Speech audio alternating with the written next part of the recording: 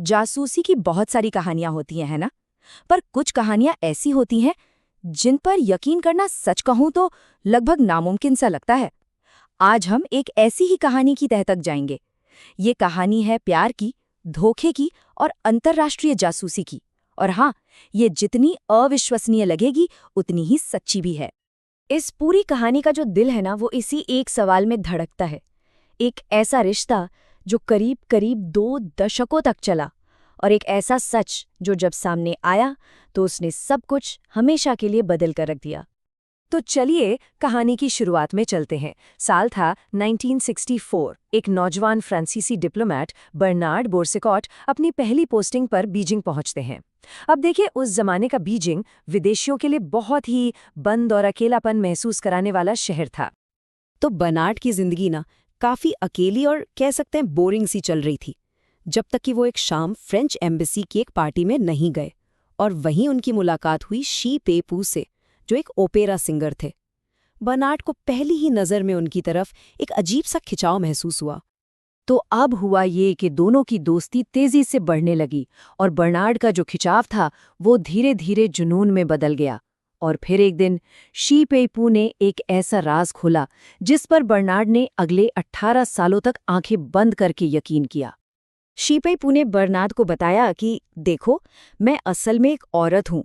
मेरे परिवार में दादी की जिद थी कि घर में बेटा ही होना चाहिए, इसलिए मुझे बचपन से ही लड़कों के कपड़े पहनाकर एक लड़की की तरह पाला गया और दुनिया से ये सच छुपा कर रखा गया। अब जरा सोच कर देखिए, एक अकेला आदमी एक अनजान शहर में, उसे जब कोई ऐसा मिलता है जिससे वो जुड़ सके, तो उसके लिए ये कहानी एकदम परफेक्ट थी। बर्नार्ड को आखिरकार अपने उस खिंचाव की वजह समझ में आ गई। इस कहानी ने उनके एहसास को एक मतलब दे दिया और उन्होंने इस पर पूरी तरह से यकीन कर लिया। बस इस एक खुलासे के बाद तो जैसे सब कुछ बदल गया। उनका रिश्ता एक जबरदस्त प्रेम कहानी बन गया।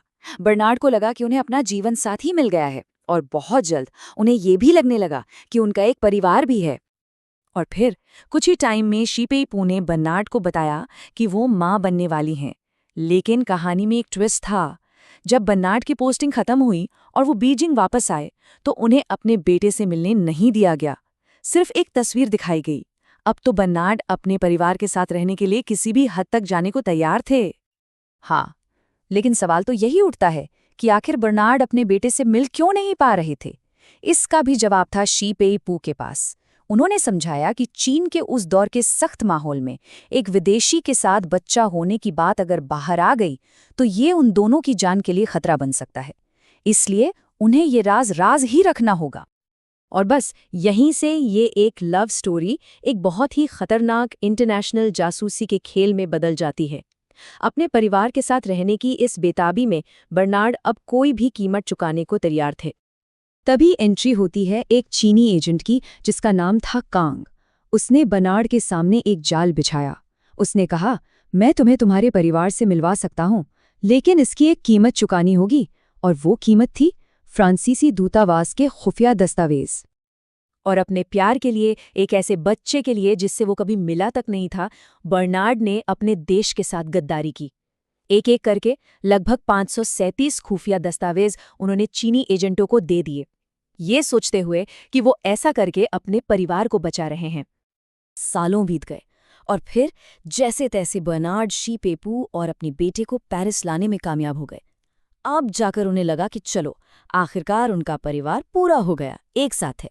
लेकिन पेरिस में साल 1983 में झूठ का ये पूरा का पूरा महल ढहने वाला था। 18 साल, सोच सकते हैं, ये कोई छोटा मोटा वक्त नहीं होता।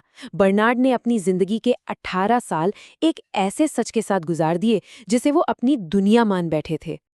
पेरिस में उनकी जिंदगी बिल्कुल एक आम परिवार की तरह थी। एक पति, एक प्यार करने वाली पत्नी और एक बेटा।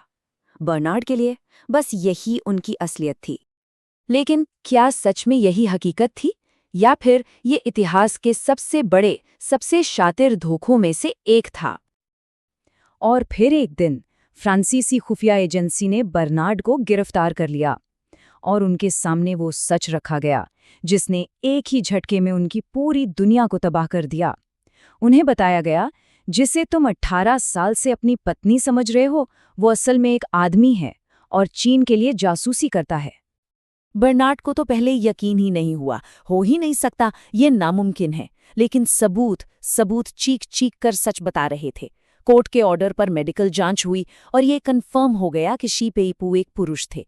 फिर हुआ डीएनए टेस्ट, जिससे पता चला कि वो बच्चा न तो बर्नार्ड का था, न ही शी पेईपू का। वो तो एक अनाथ बच्चा था जिसे इस पूरे खेल में सिर्फ एक मोहरे की तरह इस्तेमाल किया गया था। मुकदमे के बाद जासूसी के लिए दोनों को सजा तो हुई, लेकिन बहुत जल्द माफी भी मिल गई। इसके बाद जो हुआ वो भी कम अजीब नहीं था।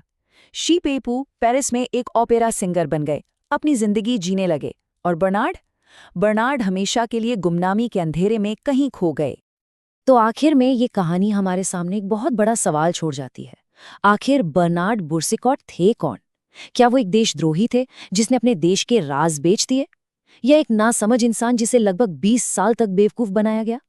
या फिर वो सिर्फ एक अकेला इंसान थे जो प्यार और एक परिवार के लिए इतने बेताब थे कि उन्होंने हर झूठ को सच मान लिया? शायद इसका जवाब हमें कभी नहीं मिलेगा। और यही बात इस कहानी को इतना यादगार और इतना अविश्वसनीय बनाती है।